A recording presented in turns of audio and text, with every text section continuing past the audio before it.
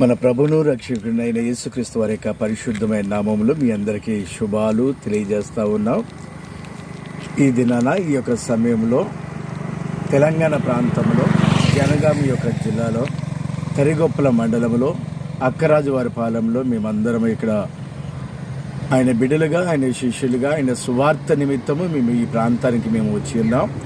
అనేక మంది మారాలని, అనేకులు రక్షించబడాలని దేవుడిచ్చిన ప్రణాళిక, దేశము అలాగే ఆయన బాధ్యతను జరిగించాలని, సర్వలోకానికి వెళ్ళి సర్వసృష్టికి సువార్తని ప్రకటించండి, అనేక మందిని శిష్యులుగా తయారు చేయాలని దేవుడు మనకి ఇచ్చిన ఆ యొక్క మాటను బట్టి మేము ఈ ప్రాంతానికి వచ్చినట్లుగా చూస్తూ ఉన్నాం. ఇక్కడ భయంకరమైన విగ్రహారాధన జరుగుతూ ఉంది, భయంకరమైన చేతబడులు ఇక్కడ జరుగుతూ ఉన్నాయి. వారందరికీ సువార్తను అలాగని తెలియపరిచి వారందరినీ దేవునిలోనికి నడిపించాలని ఈ రీతిగా మమ్మల్ని దేవుడు నడిపించాడు. అందరి బట్టి దేవునికి స్తోత్రాలు. అలాగే మీరందరూ కూడా మా నిమిత్తము ఇక్కడ ఉన్న ప్రజల కొరకు, గ్రామాల కొరకు ప్రార్థించవలసిందిగా ప్రభు పేరట మనం చేస్తూ ఉన్నాం.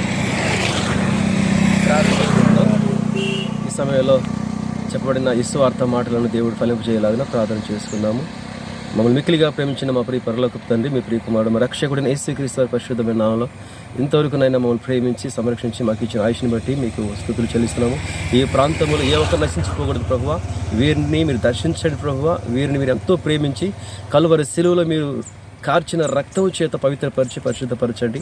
ఆయన ఈ మాటలు ఎవరైతే ఆయన విన్నారో వారందరి జీవితాల్లో నూతన కార్యములు జరిగించి మీ నామానికి మహిమ తెచ్చుకునమని క్రీస్తు యేసు నామములో ప్రార్థించి వేడుకొనుచున్నాము తండ్రి. ఆమేన్. అందరికీ చాలు. ప్రభు దీవించి ఆశీర్వదించును గాక.